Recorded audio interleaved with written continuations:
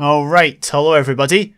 Welcome back to another James's Minecraft Journal episode. This is, I can't remember what episode this is, but as you can see, we are still in the farming district that we were in last episode. Of course, we were building a pumpkin farm previously. Now, we've changed things up a bit. We're building a melon farm, as you can see by the seeds in my inventory. We're building a watermelon farm. And this is a similar design to the pumpkin farm. I believe it might have been one that Zenger and I theorised over while we were building the pumpkin farm, but either we saw it less useful or we just didn't have the time or desire to build a melon version, a melon variant of the farm.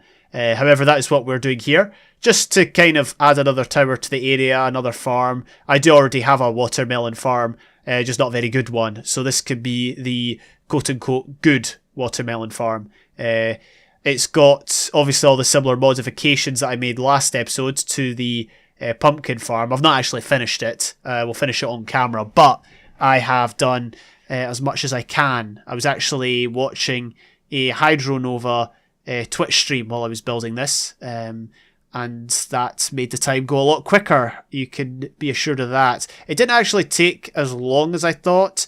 Perhaps because I'd built the pumpkin farm the week before, so I kind of knew what I was doing instinctively. Another thing I did, or I didn't do rather, while building the watermelon farm was I didn't put a block of ice at every single level. I did that with the pumpkin farm, and it took a time and a half longer, but instead I just missed out several levels sometimes of ice because I thought, well, if I have to wait for the ice below to melt before placing the ice above, there's no real point in that because it's just going to slow me down, especially when it doesn't make a difference with regards to the soil being nourished. So, a few differences, but by and large, it is the same farm. So hopefully it will work just as well as the pumpkin farm. One other thing you may notice is I have got slightly different audio. I bought a new headset. Don't be fooled into thinking this headset has amazing mic audio. It doesn't.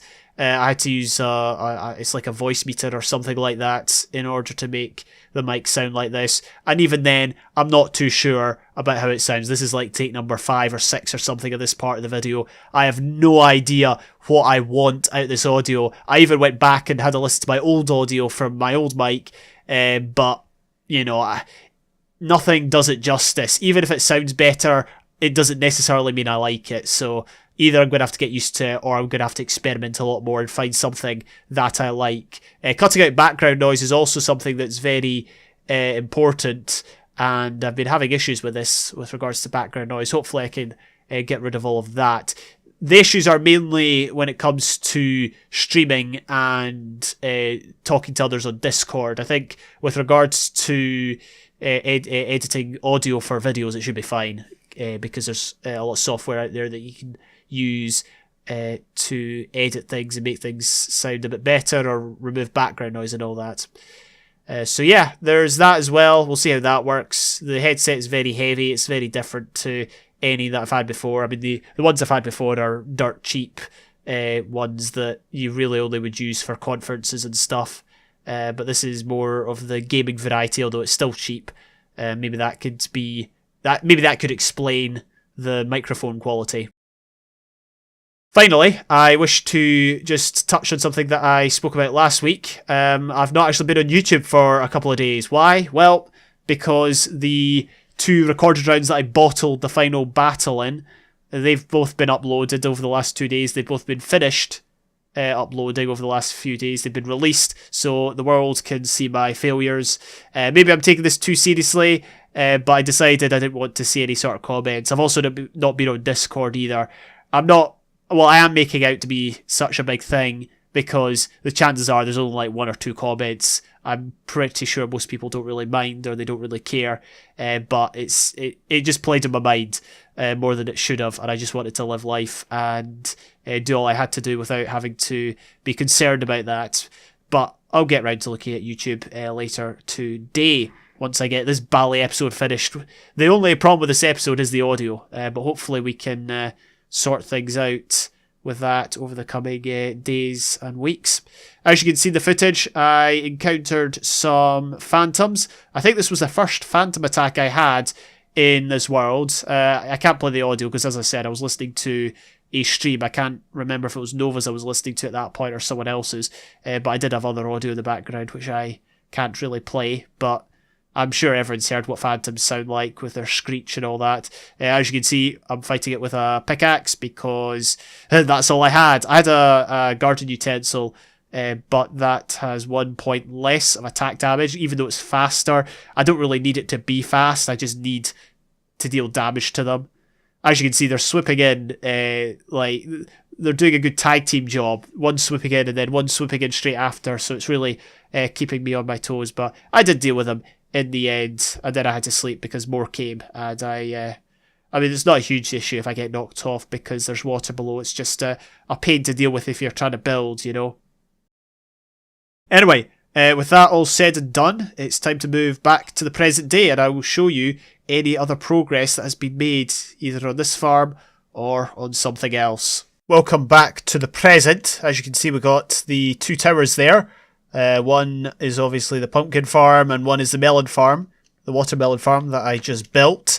We're going to go and check it out in a moment and obviously finish it because it's not actually active. You can see all the melons there that are not being harvested. It's not wired up properly.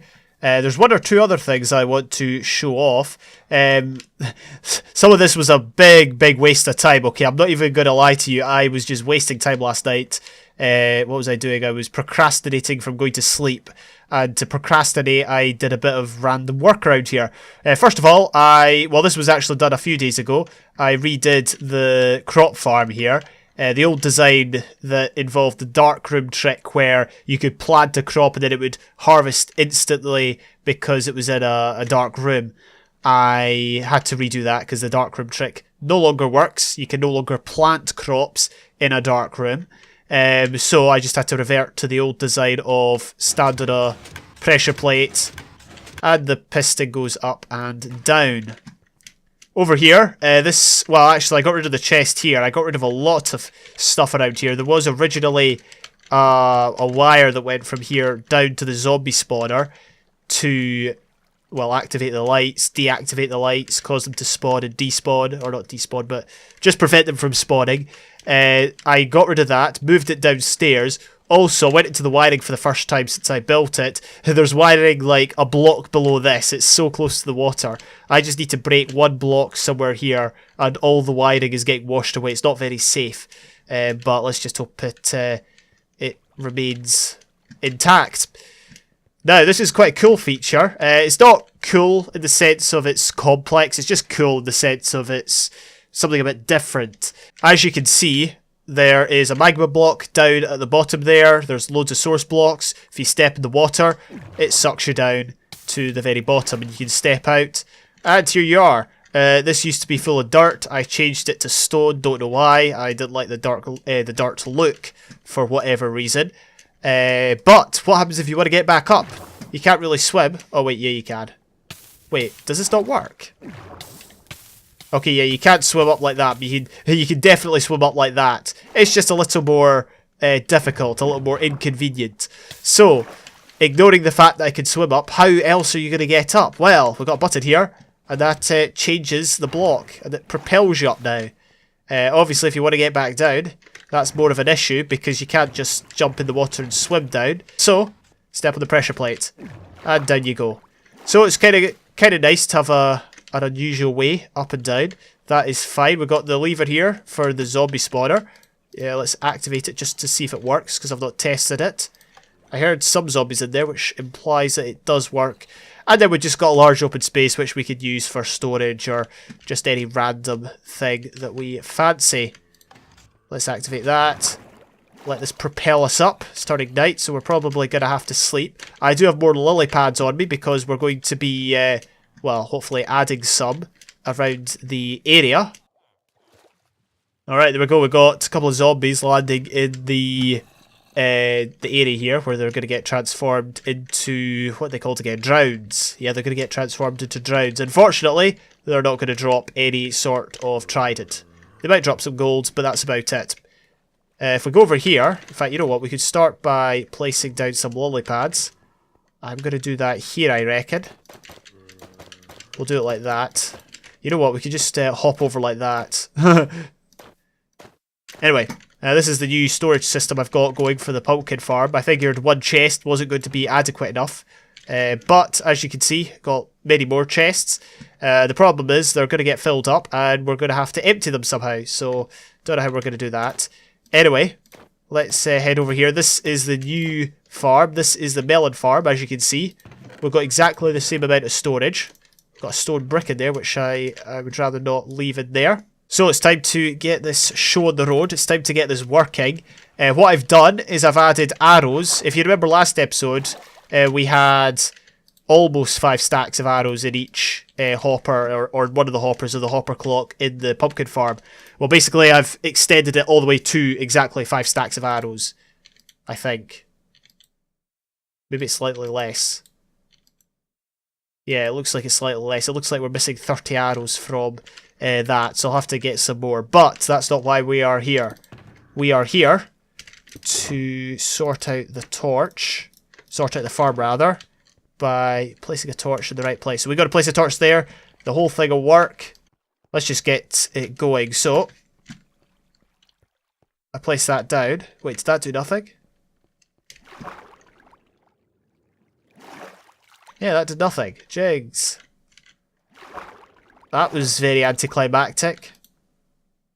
I'm going to have to wait around until this thing decides to harvest the stuff. Hey, there we go.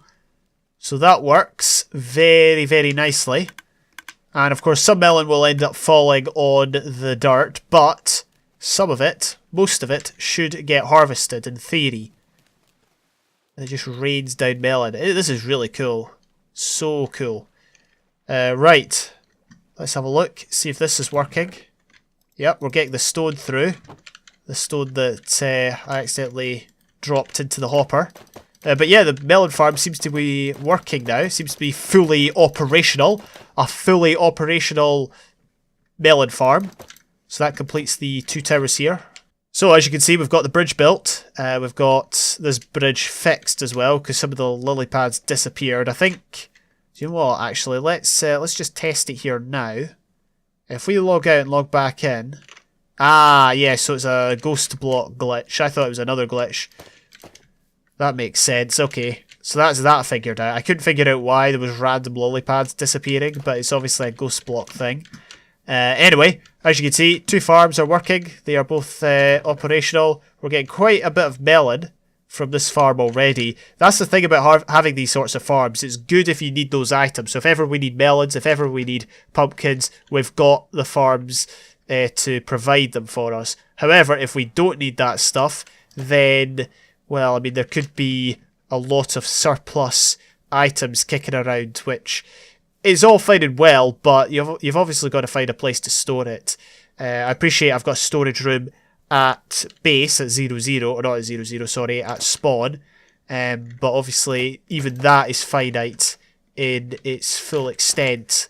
Hopefully they don't give us too many items. Hopefully we can keep on top of things there. But we'll just have to wait and see what it comes up with. Okay, so I'm deeply sorry, but I'm using the old audio, the old headset. Reason for that is because the new one was very... it was very tight in my head, quite heavy. I feel like it might have been affecting my nervous system because I got this really weird nerve in my arm that, you know, flares up sometimes. And when I was wearing the headset, my arm felt really weird and really numb. And then, like, I've not been wearing it for a few hours. I live streamed a bit with the old headset and my arm feels fine now. So I really don't know what it is. I'm going to get Domo to have a look at it and hopefully experiment with it. But if anyone wants a headset, a new gaming headset, if you pay for mail, I'll give you it for free. Anyway, no, jokes aside, I have been working a wee bit more in this area. As you can see, we've got a path of lily pads that goes all the way around the witch farm, which obviously is just more convenient. Over here we have got the storage systems for both the melon and pumpkin farms. We desperately need farmer villagers. Farmer villagers are just so rare. Like, I barely see them at all. As you can see, you've got a fair amount of melons there. And I'm sure we've got a fair amount of pumpkins too, we do. Down here, this is where the wiring is, so I can show it off now. It's easily accessible, which is nice. Go around here and that takes you down to the clock for the piping. I could have used the soul sand trick, but I just decided not to for whatever reason. I think that was a part I edited out of the last video. It was where I was debating whether I should use the soul sand or not, but we ended up just going with the regular dropper elevator tubing thing. And down here, I've actually started. I've started a bit of a collection system for villager trades, so stuff you can trade with villagers. So we've got rotten flesh here. I don't think you can trade bones, but this is more for the farm up top. So we'll gradually store stuff down here. And one thing I really want to build in this area is a reed farm, an automatic reed farm, which I'm not quite sure how to. I don't think I've ever built an automated reed farm, but the idea is we can get paper from that to trade with these guys. And the ultimate aim, I guess you could say, is that we can trade easily with a lot of villagers and figure out what the best ones are effectively. I'm not convinced there's that much difference between the villagers. Like with regards to like clerics, for example, the best rotten flesh trade you can get is 36, the worst is 40. It's only a difference of 4, which obviously over time will stack up, but the main thing is you're getting rid of rotten flesh and you're getting emeralds for it. I guess the main villagers we would be looking for would be farmers, so we can sell off the pumpkins and the melons and the wheat and carrots and whatnot for emeralds. Also librarians for enchanted books, specifically mending. I had another world with a mending villager. I know Patnat had a mending villager on Cape Core SMP, which was pretty neat. Overall, there are some interesting trades that we could take advantage of. But what I do plan to do is move the villagers around to places they would be most useful. For example, a cleric would be most useful next to a zombie farm where loads and loads and loads of rotten flesh is produced. Also, I fixed this. I figured out what the issue was. The pressure plate basically cannot go there, so I had to move off to the side. And it works most of the time. There have been 1 or 2 hiccups, however, with it. Alright, so between having audio issues, feeling my head explode with the new headset, building that thing, I've decided that is enough for one day. We've accomplished a lot, mainly off camera, but it's still nice to be able to show it off. Thank you all very much for watching this episode. All the very best. Bye for now.